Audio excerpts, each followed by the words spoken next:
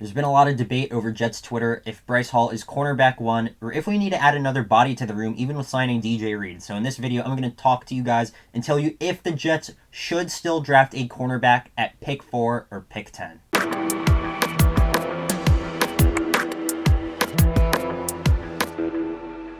We all came into last season thinking that the cornerback position was going to be the worst on the team, and surprisingly, they really weren't, honestly. I thought Brandon Echols did a very good job as a rookie, being asked to be cornerback too, and Bryce Hall, he did a very underrated job in my opinion. I don't know why Jets fans are saying he's not good.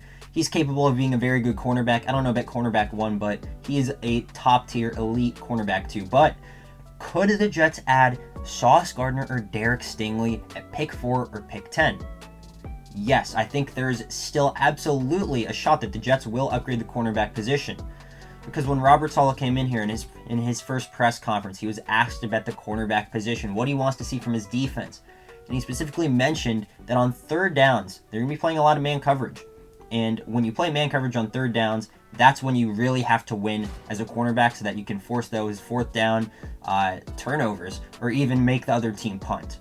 So based off of that, it really is interesting because there are some very good man coverage cornerbacks in this draft. First one that comes to mind, Sauce Gardner. Sauce Gardner is one of my favorite prospects in the draft.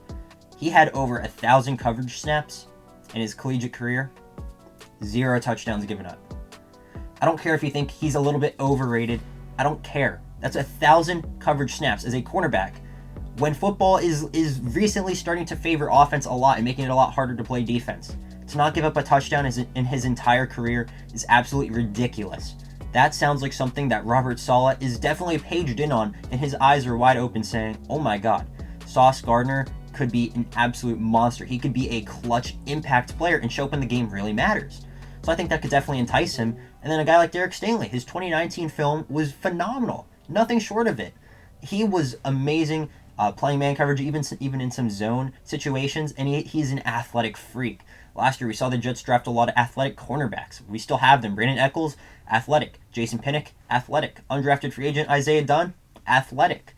And Derek Stingley is definitely athletic. He's probably more athletic than all of those guys combined.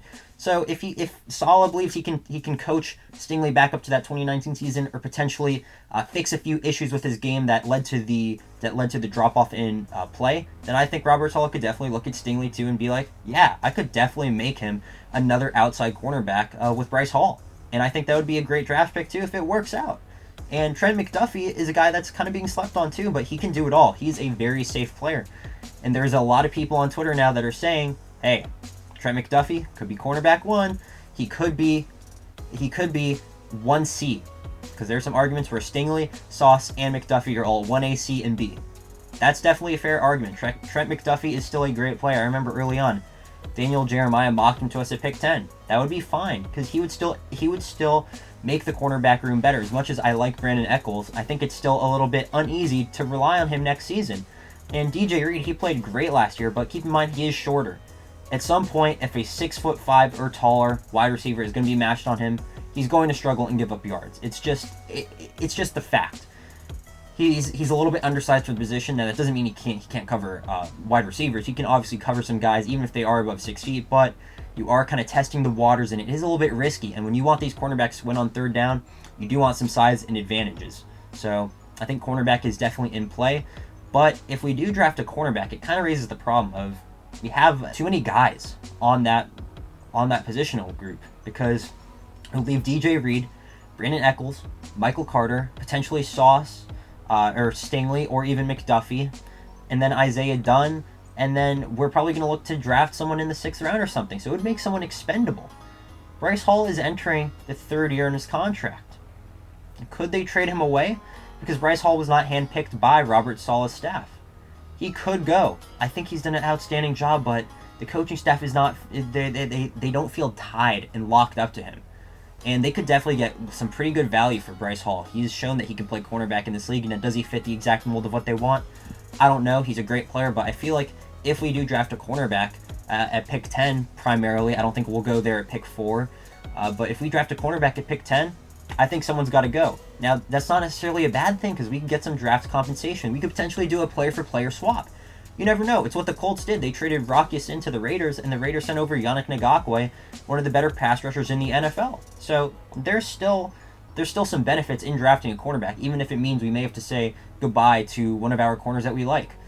We could trade Eccles. I honestly don't know, but I feel like someone has to go because we have too many cornerbacks then, where it wouldn't really be maximizing the roster spots on the team if we just keep like 7 guys. And I know injuries do happen, so you could think of it as a way of, hey, if we draft a cornerback, we have even more depth, and the depth guys we know can play and are quality. So you could look at it like that too. Would I like to go corner at pick 4? No. Would I like to go corner at pick 10? I think that's definitely in play, man.